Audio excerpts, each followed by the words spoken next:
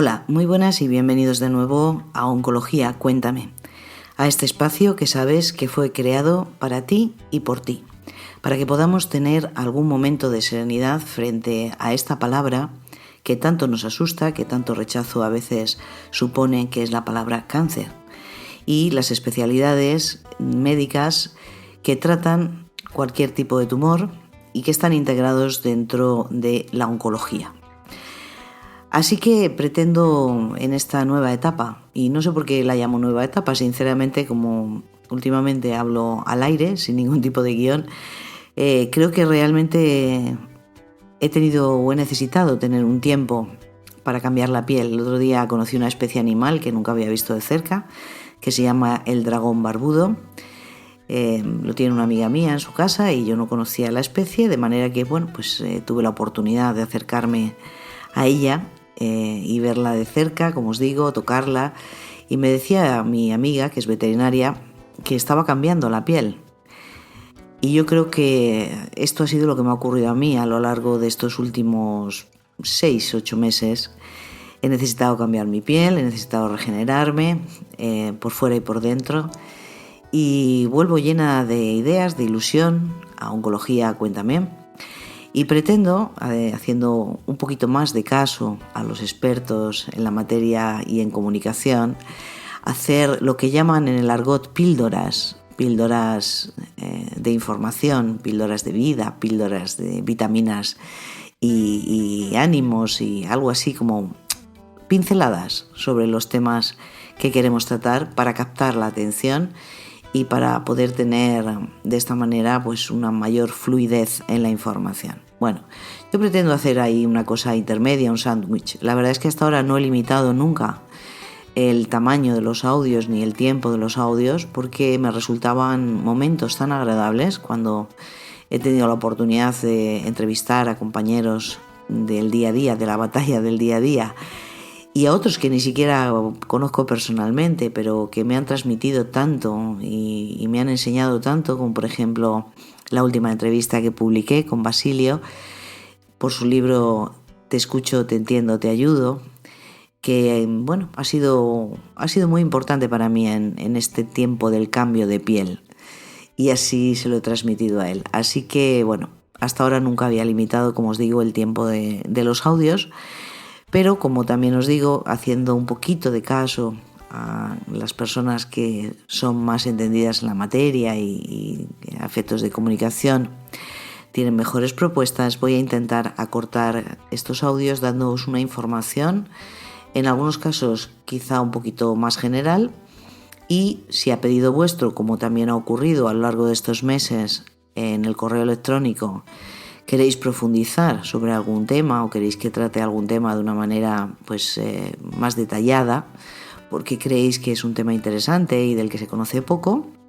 podéis dirigiros a nosotros a través de nuestro correo electrónico que está en la página web. Los audios, como sabéis, los podéis escuchar en cualquier plataforma, en Spotify, iVoox, iTunes, y por supuesto seguirnos a través de las redes sociales, en LinkedIn, en Twitter, en Facebook, en Instagram. Y sin más dilación, y con esta maravillosa melodía de fondo, que como sabéis generosamente el guitarrista y músico Jesús Trasobares y su grupo Dos Pasos cedieron a Oncología Cuéntame, voy a hablaros hoy del cáncer de próstata. El cáncer de próstata tiene una incidencia mayor a medida que avanzamos en la edad, a medida que nos hacemos mayores, y en general es considerado un tumor de buen pronóstico. Si tuviéramos que hablar de los factores de riesgo que nos podrían llevar a este tipo de tumor, pues en realidad no hay una relación ni una causalidad directa ni clara. Así como en otros tumores, por ejemplo, el cáncer de pulmón tiene una relación directa con el tabaco, pues en el cáncer de próstata no podemos decir que haya una relación causal directa, y asumimos que el factor de riesgo más importante es la edad a partir de los 70 años. Parece que existe también un mayor riesgo de padecer el cáncer de próstata en la raza afroamericana e incluso a una edad más temprana. Y también existen algunos factores genéticos, algunas mutaciones, por ejemplo los llamados genes BRCA2, que están relacionados con este tipo de tumor. La dieta, las hormonas, la obesidad, pues podría decirse que también contribuyen a la incidencia, pero no son características, como os decía al principio, que supongan una relación directa causa-efecto en este tipo de cáncer. El diagnóstico del cáncer de próstata se hace generalmente, pues en un rastreo o en una analítica con la detección de los valores del PSA. El PSA es una proteína que está en sangre y que corresponde a las células prostáticas. Como os decía, la elevación de los valores de PSA nos hace ponernos en la sospecha de que puede existir un cáncer de próstata. Pero ojo, también el PSA puede aumentar debido a una enfermedad perfectamente benigna que es la prostatitis. Así que cuando se detecta un valor de PSA, normalmente el médico de familia que puede detectar este aumento suele enviar una interconsulta o una consulta al especialista, en este caso a urología, y debemos concretar a través de otra serie de datos para confirmar o descartar el cáncer de próstata. Así que, por ejemplo, un tacto rectal que realiza el especialista, incluso algunos médicos de atención primaria están entrenados para ello y podrían también ya ponernos sobre la sospecha si detectan un nódulo o detectan una consistencia distinta de lo que sería normal en la próstata. Generalmente es un tipo de tumor que se presenta asintomático o a veces con síntomas poco específicos, ¿no? Una dificultad para orinar, orinar más durante la noche, orinar un poquito de sangre, una hematuria. Y como os decía, en principio es a partir de la analítica y de la elevación del PSA cuando nos ponemos sobre la pista. Si además existe en el tacto rectal alguna sospecha mayor, con esos datos a veces se solicita ya una biopsia directamente guiada por ecografía que nos va a confirmar o a desmentir la existencia del adenocarcinoma de próstata. En los últimos años, algunas otras técnicas diagnósticas, como la resonancia magnética multiparamétrica, que es una técnica muy sensible para el diagnóstico, también nos puede servir para guiar la biopsia y puede dirigir exactamente con mayor fidelidad el sitio donde se localiza un nódulo sospechoso, que finalmente puede ser que se confirme y que se trata de un adenocarcinoma de próstata.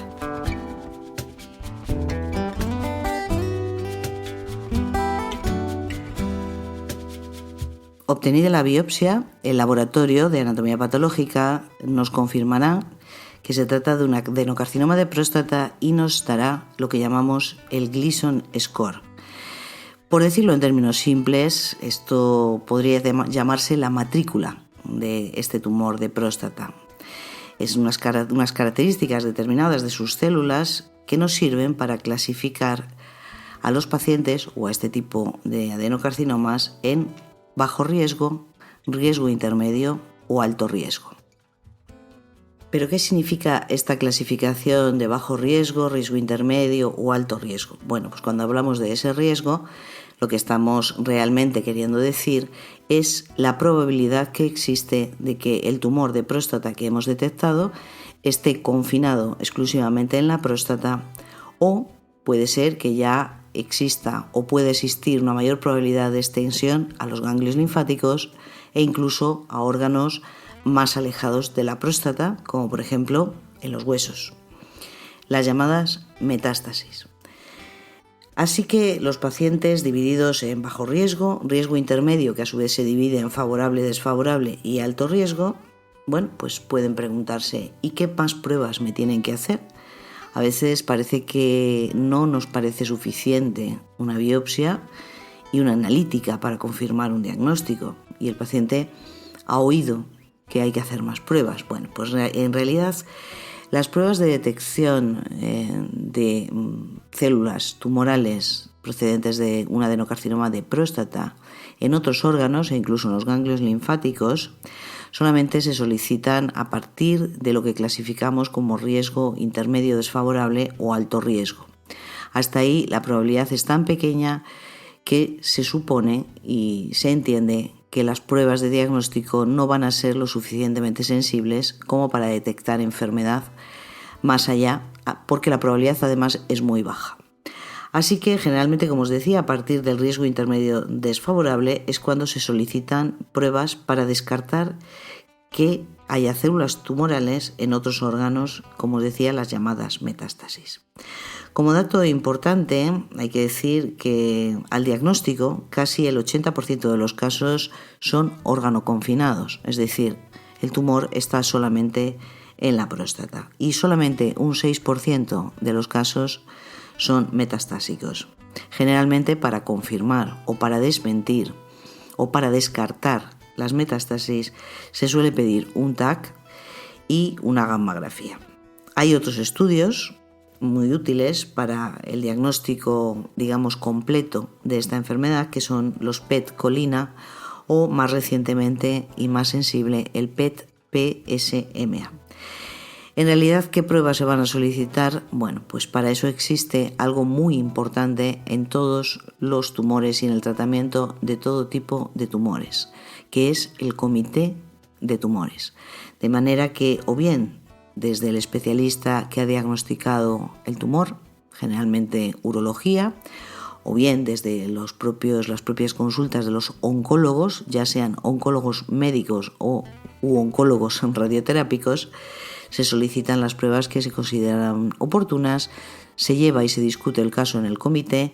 y se plantea una estrategia terapéutica en función de los resultados de estas pruebas. Por tanto, en resumen, el diagnóstico del cáncer de próstata se hace a través de la detección de niveles elevados del PSA y se confirma con una biopsia y un diagnóstico anatomopatológico. ¿Cuál es el tratamiento del adenocarcinoma de próstata confinado a la próstata?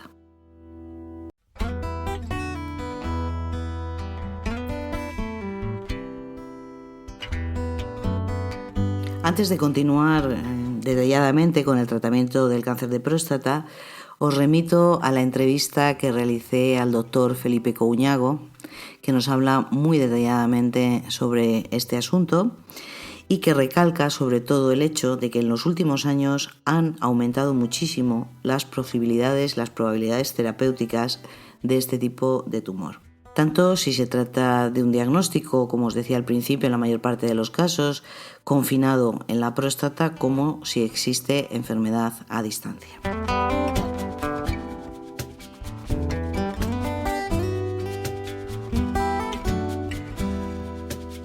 ¿Cuáles son las posibilidades terapéuticas? Bueno, pues podemos empezar hablando de la cirugía,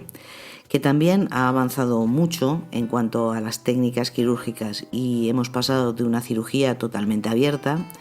a cirugías laparoscópicas y más actualmente a cirugía laparoscópica asistida por robot. Así, la prostatectomía radical intenta con ello menguar las secuelas debidas a este tratamiento, como la incontinencia urinaria o la impotencia sexual, y tener la misma o mayor eficacia terapéutica, además con otra ventaja, con menor estancia hospitalaria. Como os decía, la técnica se llama prostatectomía radical y generalmente está indicada en pacientes de bajo riesgo con una esperanza de vida superior a los 10 años. A veces también hacemos una linfadenectomía pélvica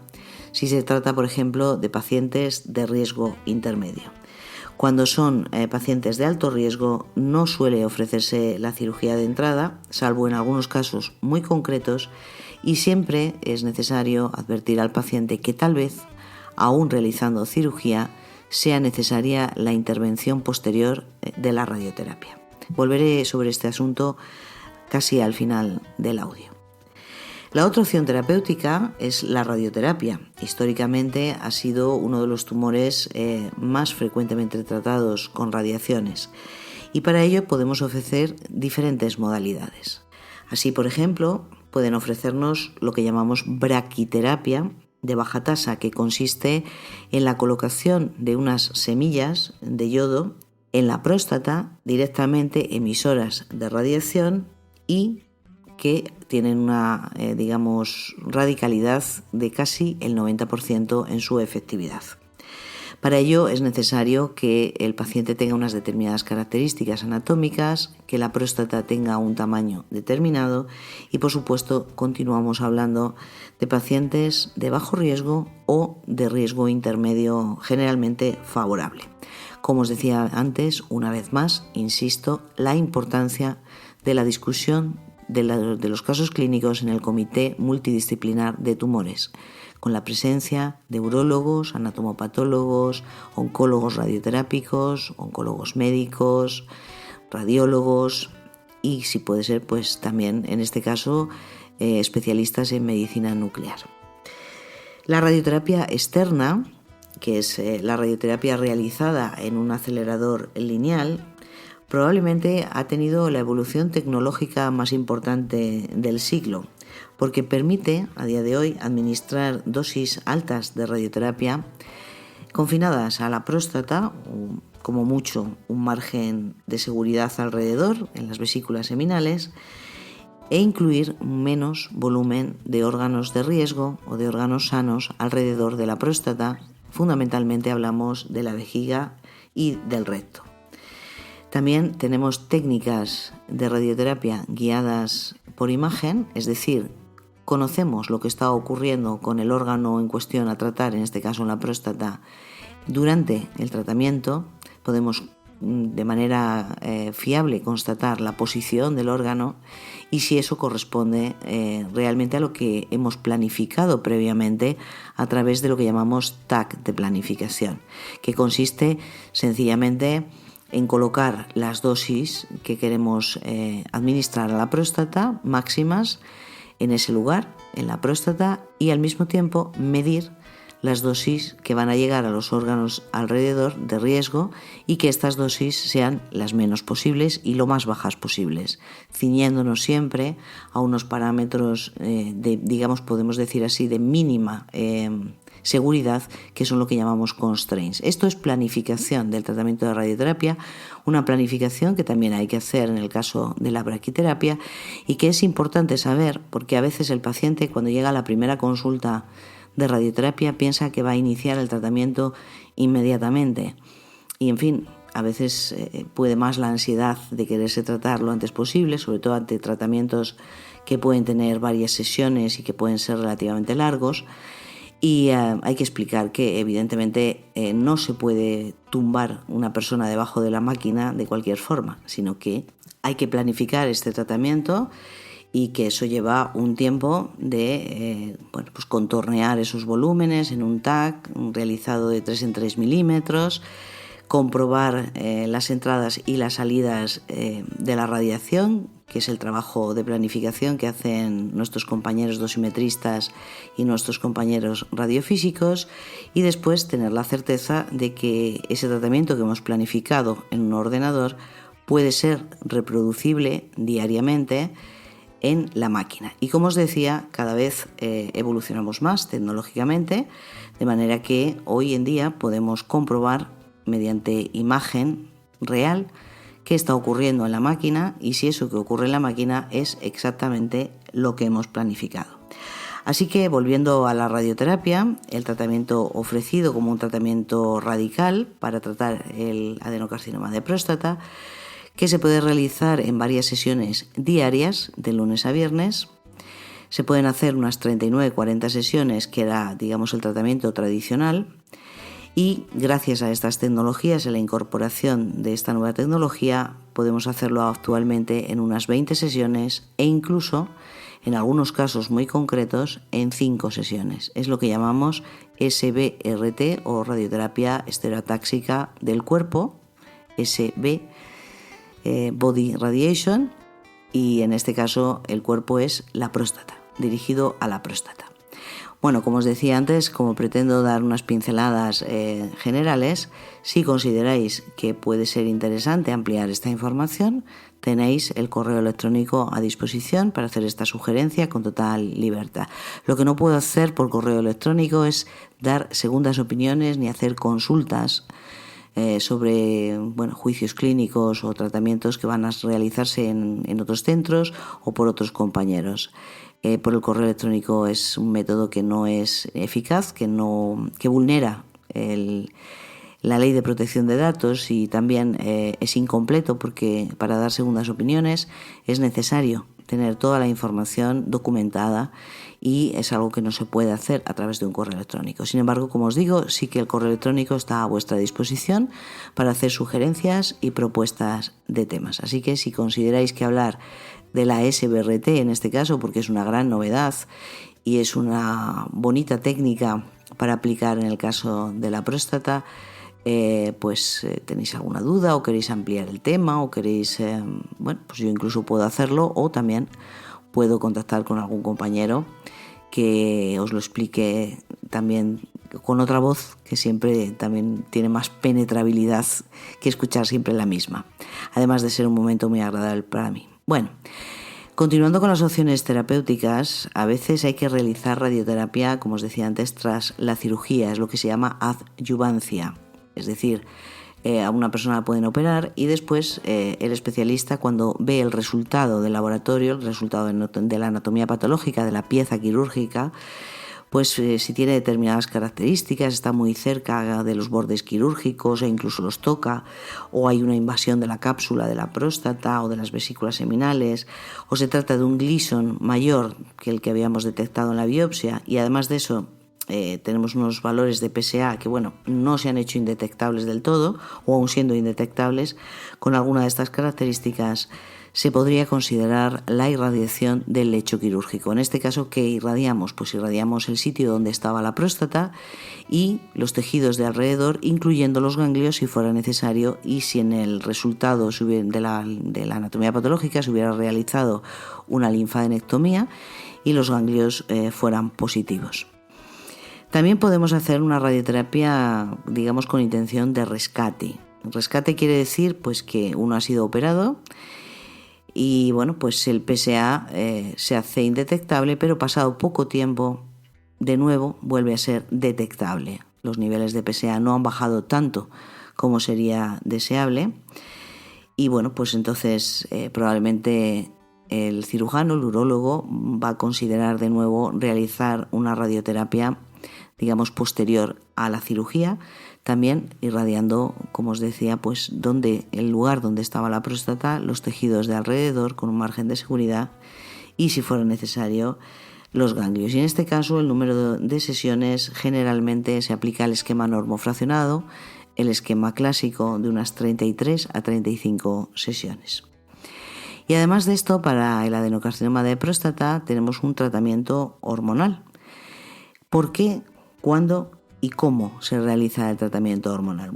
El por qué es porque las células tumorales de la próstata responden a hormonas y ante casos de riesgo intermedio desfavorable o de alto riesgo se considera oportuno bloquear a esas células para que no respondan, bloquear esas hormonas para que no haya células respondedoras a ellas y por tanto tengan menores posibilidades de sobrevivir.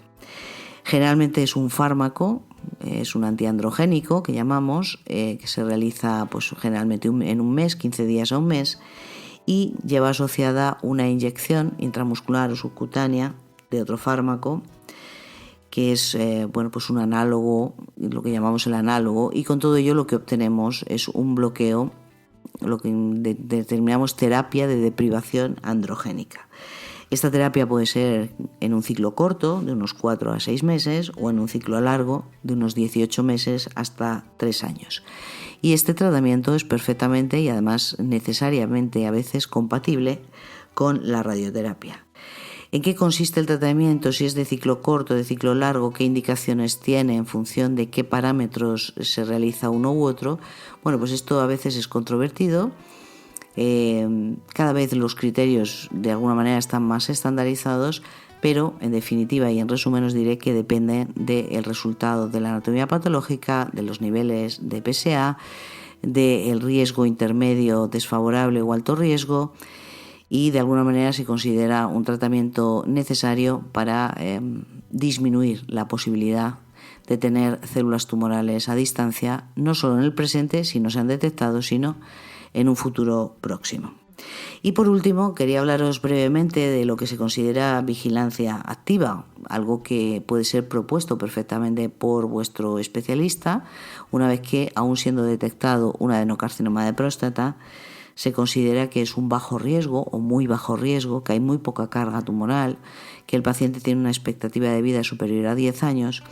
y que por tanto es una opción mantenerle vigilado a través de pruebas de imagen, controles de PSA, tacto rectal e incluso repetir biopsias si fuera necesario, pasando a realizar tratamiento cuando cambien las características de la enfermedad. De este modo, pues se mantiene la calidad de vida y no se causan los efectos, secundarios, tóxicos y la morbilidad que puede acarrear cualquiera de los tratamientos propuestos, porque todos ellos, evidentemente, pueden tener secuelas. Generalmente no son graves,